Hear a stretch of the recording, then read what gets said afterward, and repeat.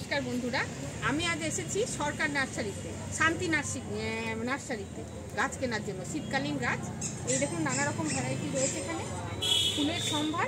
আপনারা এসে এখান থেকে কিনে নিয়ে যেতে পারেন। আমি আপাতত এই গাছগুলো কিনলাম, আপনাদের রোপণ করা বাড়ি গিয়ে দেখাবো। একটু নার্সারিটা ঘুরিয়ে দেখে নিন। আপনারা সবাই একবার ভিজিট করুন। এখানে নানা রঙের ফুলের সম্ভার এখানে পেয়ে যাবেন।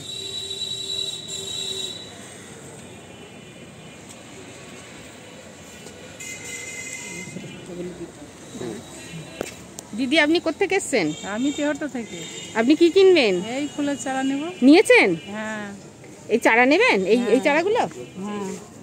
আচ্ছা, ঠিক আছে, ধন্যবাদ। নার্সারির নামটা বলুন, নার্সারির নাম বলুন। হ্যাঁ, বাসন্তী, মা শান্তি নার্সারি। শান্তি নার্সারি, আচ্ছা, তেহট্ট। ঠিক আছে, ধন্যবাদ আপনাকে। বাজার। বন্ধুরা, নার্সারি থেকে বাড়ি চলে আসলাম। এখন আছি আমার ব্যালকনিতে। দেখা যাক আমি কি কি চারা সংগ্রহ করলাম, নিয়ে আসলাম বাড়িতে, এবং কিভাবে এদের প্রতিস্থাপন করব সেটা আপনাদের দেখাবো। আপনারা সঙ্গে থাকুন। এই দেখুন, এতগুলো আমি নিয়ে এসেছি চারা, বিভিন্ন রকমের শীতের মরশুমি ফুল চারা। এর মধ্যে আছে বেশিরভাগই পিটুনিয়াটা আমার খুব ভালো লাগে। পিটুনিয়া আছে, ডায়ান্থাস আছে, ইনকা আছে, আর কি বলে, ইমপ্রেশন আছে, জিরেনিয়াম আছে, এইসবগুলো আছে। তাহলে এর জন্য তো একটা মাটি প্রস্তুত করতে হবে। এখন তো আমি প্রতিস্থাপন করব না, এখন বালির মধ্যে আমি বসিয়ে রাখবো।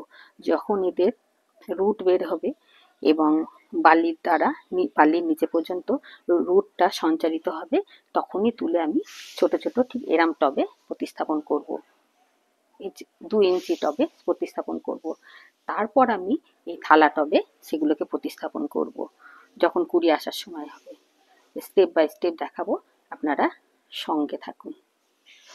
আমি এগুলো এখন ব্যালকনিতে রাখবো এগুলোকে, তাই আর একটা থালা স্টক নিলাম এবং ড্রেনেজ সিস্টেম করা আছে আগের থেকে। এর ওপর একটা এরকম খোলামকুচি রাখলাম। এবার কি করব, আমি বালি দিয়ে দেবো এর ওপর। এইভাবে বালি দিয়ে দিলাম।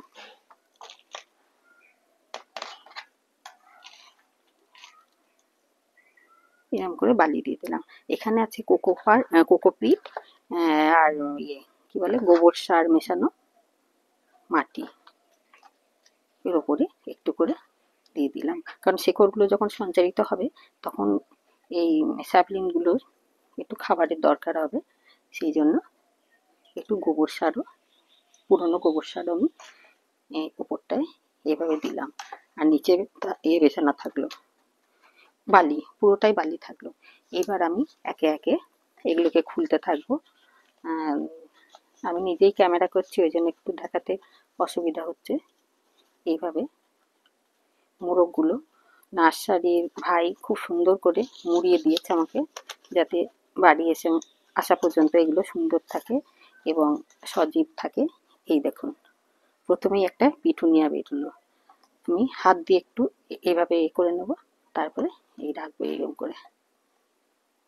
ঠিক এইভাবে আমি একটা একটা করে এই দুটো পাত্র নিয়েছি, দুটো পাত্রে বালির ওপরে এইভাবে রাখতে থাকবো, তারপর জল দেব।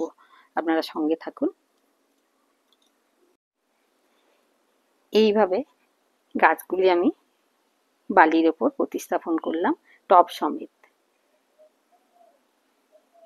এখানে থাকলো পিটুনিয়াগুলি, পুরো পিটুনিয়া গাছগুলি আমি এখানে বসালাম। পিটুনিয়া আমার খুব পছন্দের ফুল, কারণ শীতের প্রারম্ভ থেকে বসন্তের শেষ দিন পর্যন্ত এরা আমার ছাদ বাগানকে আলোকিত করে রাখবে। সেই জন্য পিটুনিয়াটাই আমি বেশি কিনি, এখনো কিনবো, এই কটা পেয়েছি। আর এখানে বসালাম আমি ইনকা গাঁদা, জিরেনিয়াম, ডায়ান্থাস আর